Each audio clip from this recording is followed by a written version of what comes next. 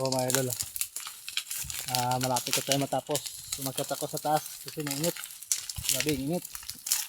Oh, yung apoy niya. Grabe.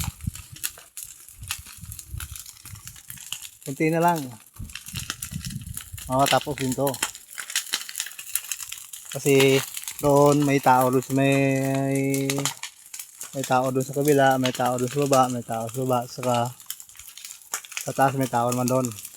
Kaya dito, nasisto para mabantayan namin yung kumakalat na apoy para hindi pumunta sa kabilang tubo, ganyan.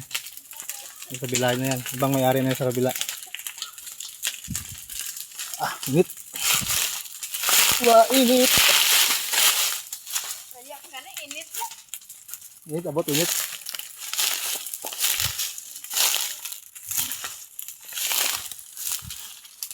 Ang amo, no? May-ari, oh. Ang amo namin, yan, oh. Yan ang amo. Yan, ang amo.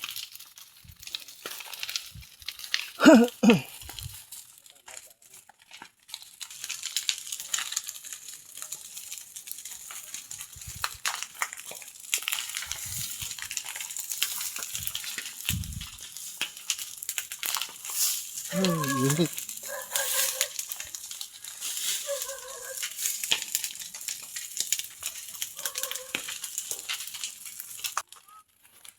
Grabe mga kapobro yung apoy pag mahanginan, no?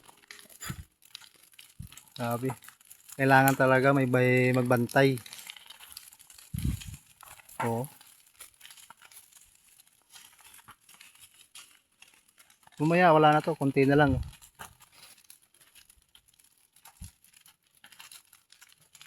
Kunti na lang. Mga tuyo na dahon ito ng tubo, kaya sinisindihan at sinusunog para malinis tingnan. Tapos tatamnan ito ng tubo para hindi mahirap pagtamnan ng tubo, kasi kapag may dahon pa, mahirap pag tatamnan ng tubo, di mo makita yung lupa.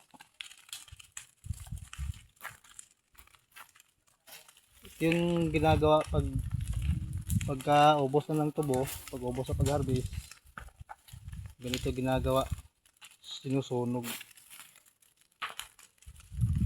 to para malinis tingnan. Kunti na lang to, mga alas 7 siguro kami makatawin ito. Hindi na mga buwan, idol, mga buwan na, malaki ng buwan. Wala namang sisira dito, wala namang mga bahay kasi malayo yung mga bahay. Tapos malinis naman yung kada gilid nilisan nila.